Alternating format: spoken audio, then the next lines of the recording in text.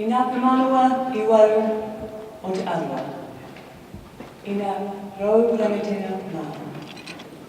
I ngā kaihautu moka. Tēnā koutou, tēnā koutou, tēnā kātou katoa.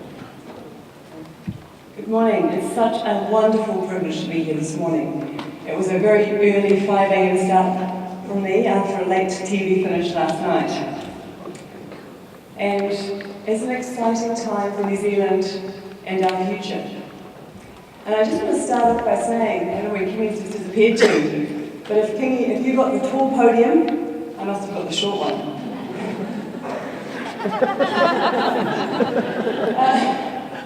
This world is becoming smaller by the day. We no longer can think about Aotearoa in the way it's our only home, but we are home now to an increasing number of people. This world and the way we think about the future has to change.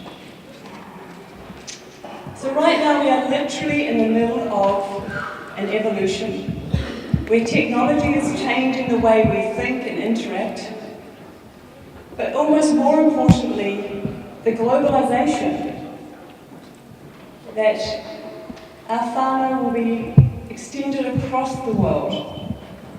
We will be increasingly working with partners who are from other countries. We'll be increasingly exporting our goods to the furthest places of this planet. And we also have some massive challenges. The challenges of climate change, the challenges of environmental impact as we go into a new world. When I was born, there were not that many more than 3 billion people. Now we're at 7.5 billion. By the time we get to 2040, we will be over 9 billion people. And the population will start to cap at around 2050, when we imagine the world will have around 10 to 10.5 billion people. And so we really have to be thinking about that as two ways: the massive opportunity that provides us and what we want New Zealand to stand for in the global market, but also how we want our children to think about their future. The most interesting thing about the population change is up until now we often have this perception that the baby boomers are the dominant number of population in the world. But the reality is, about a third of our global population right now are under the age of 18. The largest single generation in the history of the world. So we can no longer think as though we are the majority as adults. We have very quickly become a smaller influencer in the world ahead, and those under the age of 18 are starting to define and design the world that they want. Which really brings in a very exciting time because they've figured it out. And what's really interesting about this new generation, or Generation Z as we call it, is they're quite different than the millennials, who are the #1 group in New Zealand right now in the workforce. So we've moved from the baby boomers into the millennials, who are now starting to dominate in our work. But actually, if you look at the Zs, they are very socially driven. They're very collectively conscious, they think together, they collaborate, and they're realists. They want to make this world a fabulous place to live, and we want to help them make Aotearoa an amazing place to be. So New Zealand 2040. We'll have 6 million people. The population over 65 will double from the current 700,000 to about 1.4 million. We'll increasingly be living actively to much later in our lives. The median age of Māori will be significantly younger than Pākehā, at just 28 years. And the New Zealand population will shift, and 52% of our entire population will be non-Pākehā, made up of Māori, Pacifica and Asian. So we are very much in a time of great change and opportunity. The other very exciting change in the world right now is we are increasingly middle class. So we've moved away from a time in just 2008, just a few years ago, only 18% of the world were middle class. We're heading to 60% by 2030, and it could be even 70% of the world by 2040. So people in the world are becoming healthier, wealthier, more educated. And so regardless of what the media would sometimes make you think, actually the developing world for the first time is really progressing forward rapidly. And they are also our future customers, our future partners. They're going to be an incredibly united world as we face 2040. And our life expectancy is also rapidly increasing. For every year that passes, we gain another 3 months. And that's been going on for the last 150 years. If you lived in New Zealand 100 years ago, as a male, your life expectancy was 48. When they set the retirement age and the pension at 65, your life expectancy was 67 and a half. And today we would all expect to be well over 80, 90, perhaps more than 100. And so in 2040, it's very exciting. I mean, I'm incredibly enthusiastic about the future because so many people will have escaped poverty across the world that the balance of geopolitical power will have changed. And our global trading partners will be different. The powerhouses of the US will have diminished, and we will start trading with entirely new partners.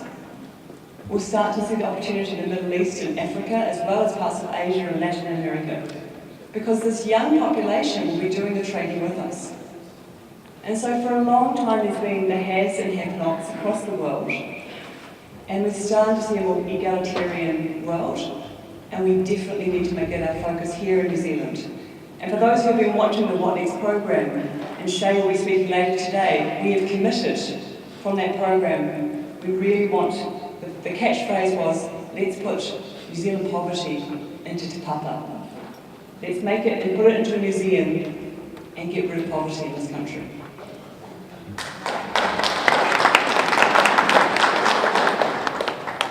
But the opportunities we have to think differently. Because if we carry on going the way we are, we will be going backwards against the rest of the world. And so humans are actually born and wired to think linearly. We think in a linear fashion, one step after the other. Now is the time we need to think exponentially.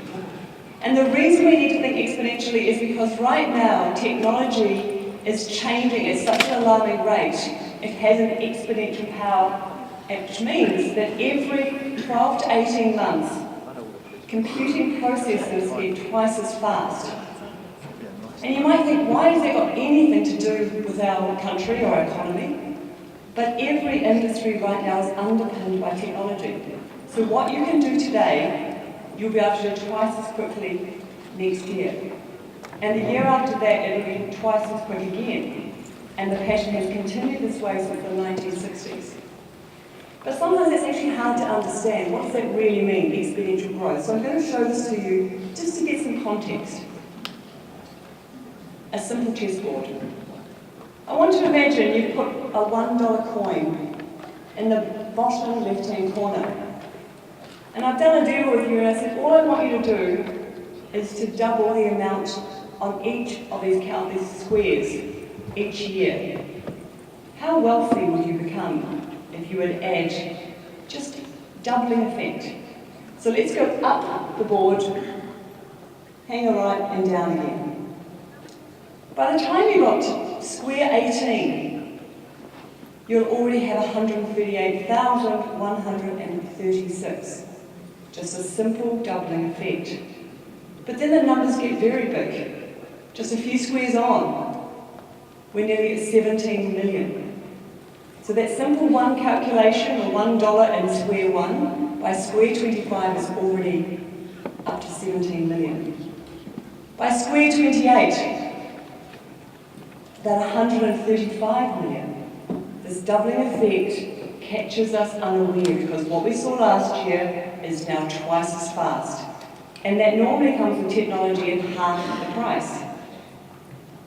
By 30, over $500 million, so that $1 investment looks pretty good right now. And then the number actually is too big for my calculator. So we have to finish it there, but you have to think in this exponential way. So when you're hearing about what your competitors are doing globally today, next year they will be at an entirely different level. Your competition, the gap between you will have grown. At the same time, we have technologies which are connecting us in ways we've never seen before.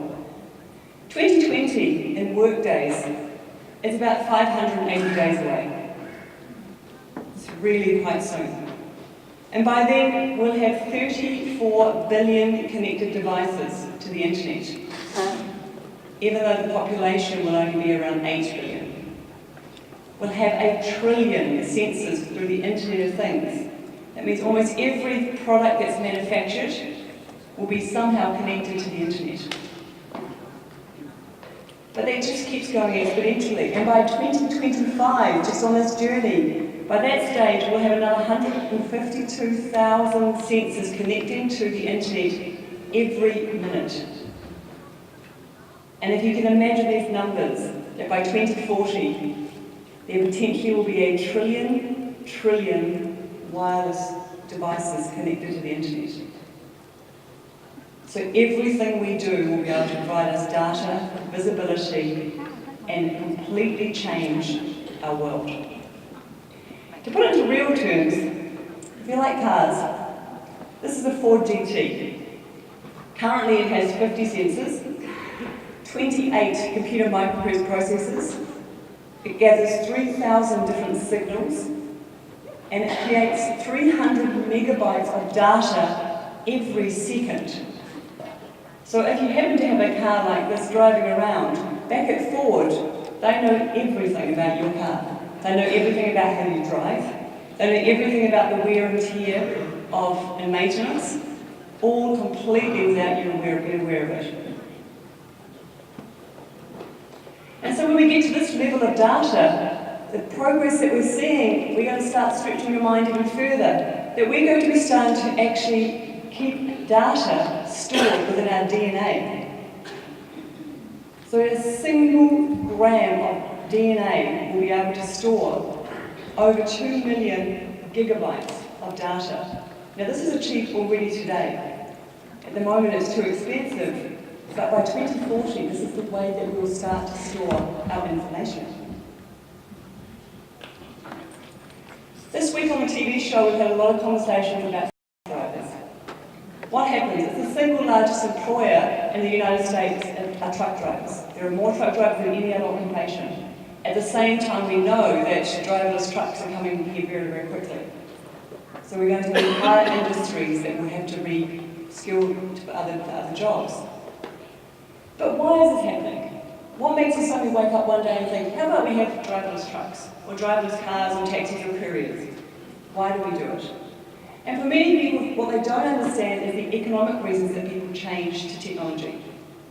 So just for example, in the US right now, there is nearly 200,000 job vacancies that are trying to fill for truck drivers. But it's for a very short period of time. And the reason for that is because we are sharing and shipping more goods than ever before. The logistics, supply, manufacturing divisions of the world are moving parcels around the world at alarming rates. So if you need a truck driver and you can't find one, the obvious way is to push autonomous driving or driverless vehicle technology ahead at pace. And that's exactly why it's happening. So we can't imagine it here right now. We know there's a driverless bus down at the Christchurch Airport. We're hearing and we're seeing trials here.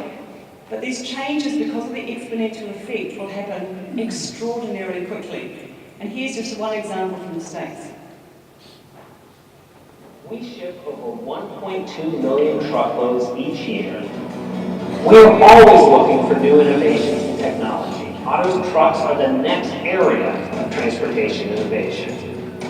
The driver would still be involved with the pickup and loading the freight, making sure it's secure in the back of the vehicle.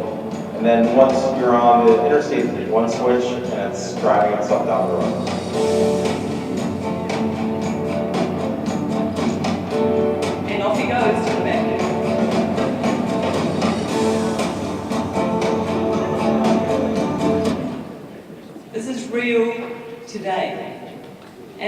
fact, they're so advanced that they can actually drive in 12 trucks back to back. And they actually drive behind each other to save on energy. So we start to imagine a different world very quickly. And a part of that is this great opportunity to get rid of fossil fuels of our world. New Zealand has got the potential to be one of the most sustainable countries in this planet, but we need some big changes. The great thing is we now know how to harness the sun. So just in 88 minutes, we get enough energy from the sun to provide enough for the entire humanity for a whole day, for a whole year. So we figured this out, so now we just have to figure out how we can store it. But the changes are happening extremely fast. So we have to start thinking, what will that mean for New Zealand? How can we use that to our benefit where energy becomes very low cost and accessible? We've seen it with the prices coming down of solar panels and technologies. So any industry at all that can see that we could use the energy to create better opportunities for our youth, there is huge potential. Some countries here, for example in Africa and Morocco, they're putting in these vast solar farms so they can actually provide the whole energy for their country. India are doing the same thing. In China, for example, in just one city, they've got a solar farm that's equivalent to 7,000 US city blocks. Now these are the products of very bold thinkers, of bold countries who say we're planning for the future. They're the ones who are not waiting for government. They're not the ones that are saying, let's just wait and see what happens. They're seeing the indicators, the insight and the research, and they're harnessing it. In the same way, we need to think about farming. And I could be here talking about almost any sector, but as an agricultural industry that underpins our whole nation, let's just talk about 2040. Our food requirements are going to need to increase by 70% by 2050. And that gives us one of the most incredible opportunities to be part of the new food revolution. Unfortunately, that won't mean that we can create and grow food the way we do today. It's too slow, it's too hard on the environment, so we have to start thinking differently. We're going to have a lot more plant-based products, plant-based meat, plant-based fish, plant-based milk. But actually more importantly is how do we start growing so that we can bring food to the consumer much faster. And the way we're seeing that is with vertical farms. And vertical farms have many, many benefits. They have a lot less water, just 1.5 litres of water per crop. You can get 250 to 300 crops per square metre versus just 18 for outdoor growing. Your crop cycles are year-round. You can put these environments anywhere you want, but the growth cycle is also more than halved. So we need to start looking at the technology around agriculture as much as we look around technology in business. And it's just a vision of how it might look. These farms that might grow planted along the waterways where we can actually bring food to where the people reside. We're seeing advances in different types of agriculture around drones and software development. We're seeing things around satellites and how we can improve the yields from our crops. We're seeing hardware and sensors being integrated.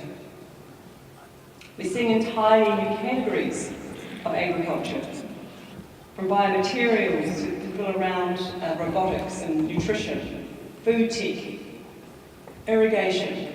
And these farms are popping up everywhere and they will compete against us. If you can grow fruit and produce right in the middle of a city in places like Singapore or in the middle of Japan and Tokyo, we certainly need to be thinking about them here. So what next? Very quickly, we're starting to get so advanced in medicine that we can now have 3D printing for things like stem cell grown lungs and organs.